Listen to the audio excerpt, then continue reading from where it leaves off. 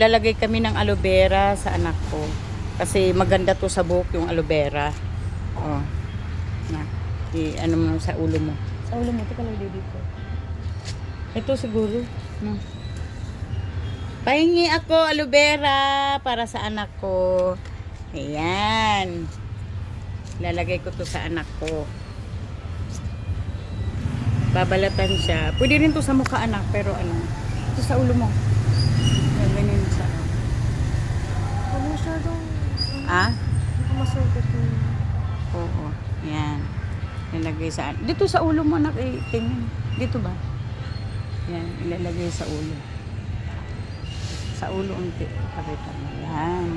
Maganda daw tong ano maganda daw tong aloe vera Buti na lang may mga tanim kaming aloe vera. Pwede rin to sa mukha. Ito. Huwag masyadong, masugat pa. Oo. Yung ano, katas lang niya ang inano ko. Yan. Okay na anak. Ayan.